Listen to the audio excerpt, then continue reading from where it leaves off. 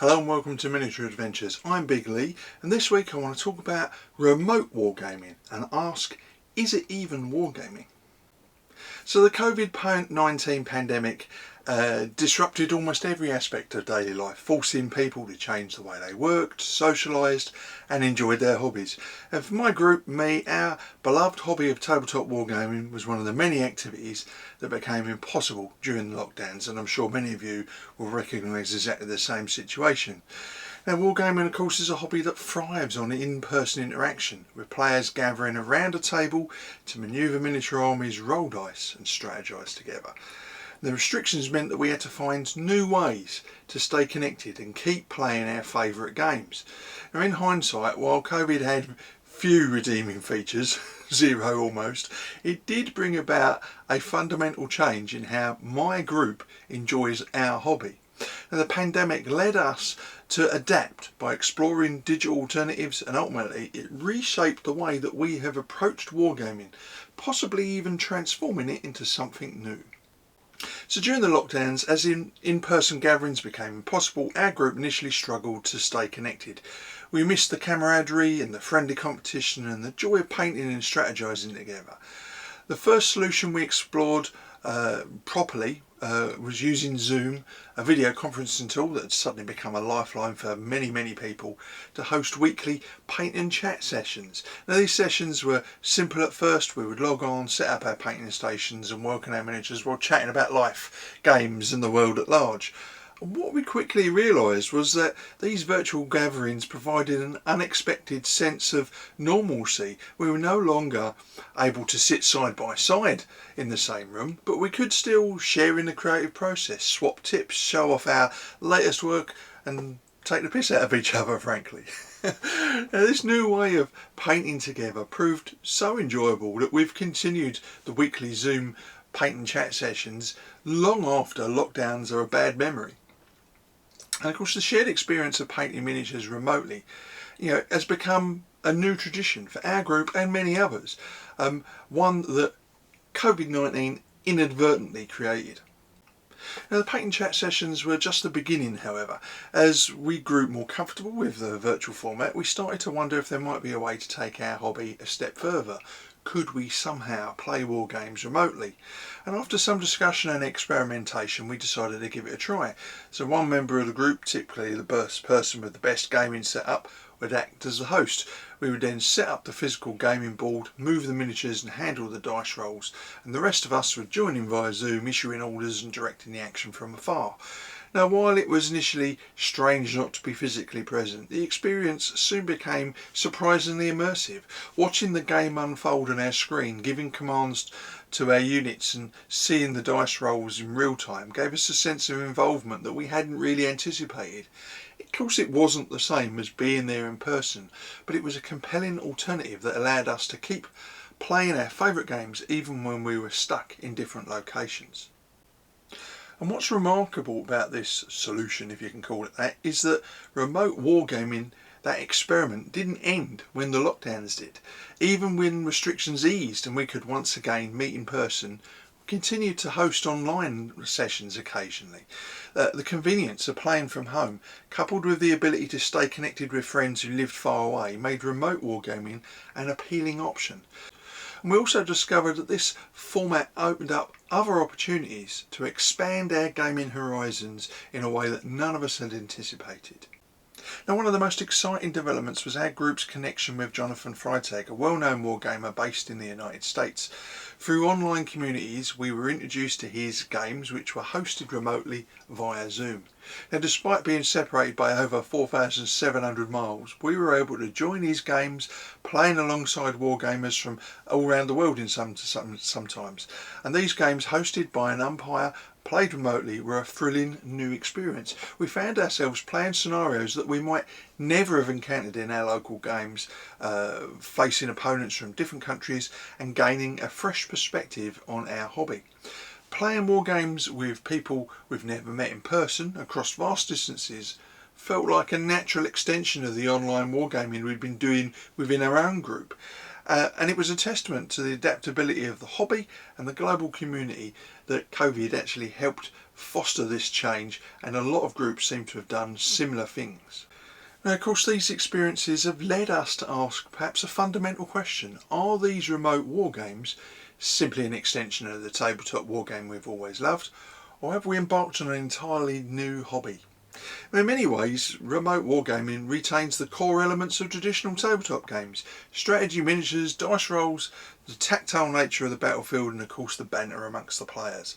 However, the use of technology to bridge the gap between players introduces a new dimension. In some ways it feels more like a hybrid between tabletop gaming and computer gaming. The virtual interfaces, the reliance on video conferencing, and the ability to play with people from around the world are features that align perhaps more closely with the world of online gaming than with the traditional wargaming that we're used to. Ultimately, of course, it may end up being a bit of both. Remote wargaming, born out of necessity during the pandemic, is an evolution of the hobby that blends the old and the new. It has enabled us to play many more games than before, with the majority still being in-person encounters in the shed of war, but now routinely supplemented by additional remote games. And whether it is an extension of the old hobby or a beginning of something new, entirely new, one thing is clear: remote gaming for our group is here to stay, and our hobby is all the richer for it. Now, as I've said before many times, COVID had few upsides to speak of, except maybe where wargaming is concerned. It forced gamers like us to find alternative ways of playing with our little metal men. For many, that meant remote wargaming using Zoom or some other live video service to bring players together. The rejigs were no different, and we've enjoyed the process so much that we've kept it going, even after we were allowed back into social wargaming.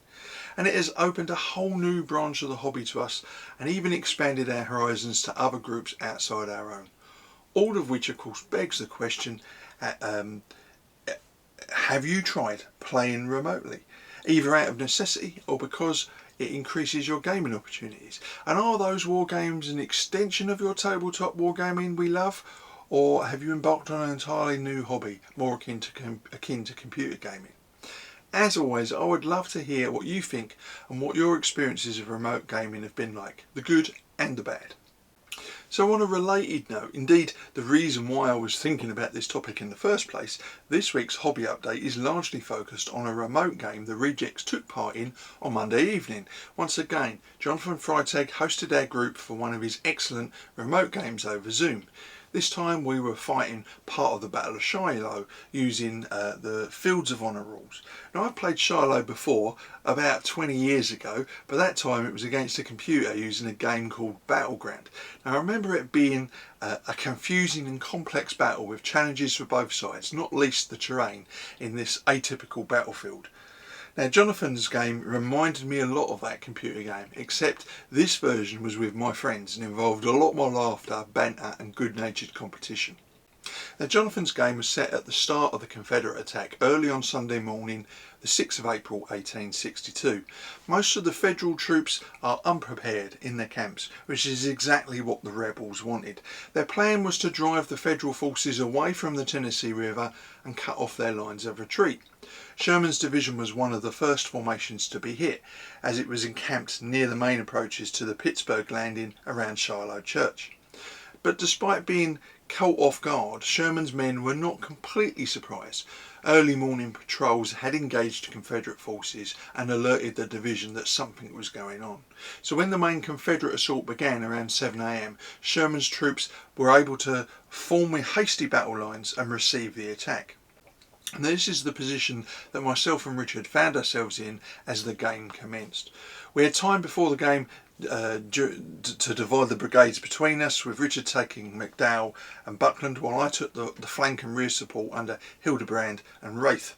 Now, our game commenced with the Confederate initiative immediately pushing forward across the banks of the Shiloh Creek, or up to the banks of Shiloh Creek.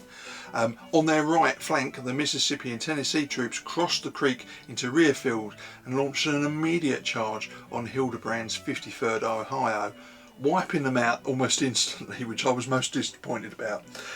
We started this game with no idea how many Confederate troops were facing us, but once the game commenced we could see how much trouble we were in. So Richard took the bold move to move McDowell and Buckland's brigades off the ridge and down to the banks of the Shiloh Creek. This would force the Confederate troops to fight their way out of the creek, which was difficult ground for them. Were it not for the incredible saving ability of Steve's troops, this plan might just have worked. As it was, Richard's troops were able to cling on, but we were dealing minimal damage on the enemy, which outnumbered us 2-1. Slowly over the next couple of turns, McDowell's command was slowly ground away, and in the end the line was forced to retreat. With our right flank crumbling, I wanted to move Hildebrand's remaining regiments more into the centre, but the Confederates were already building for a major crossing of the river on our left flank opposite me.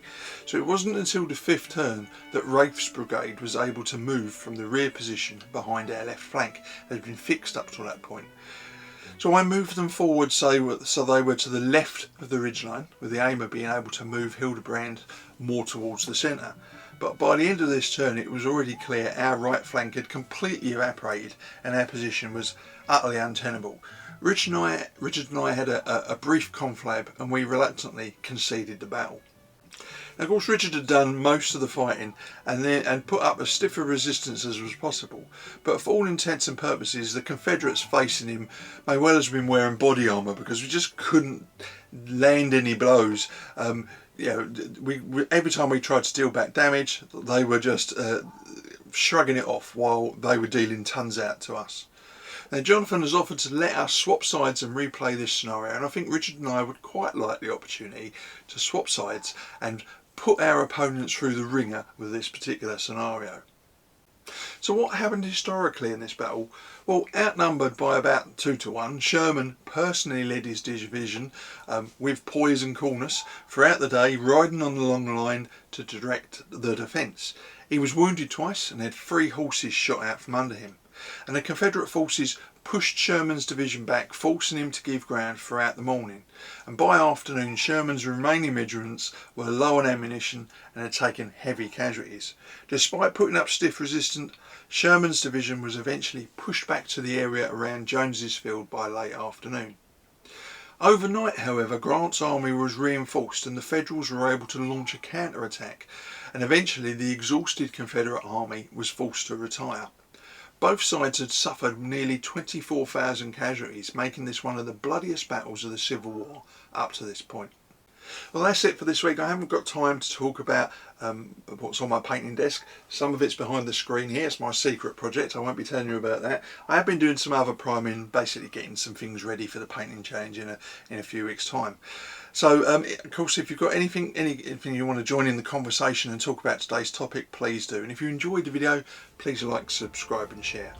So until next week, stay safe, keep gaming, and of course, keep rolling high.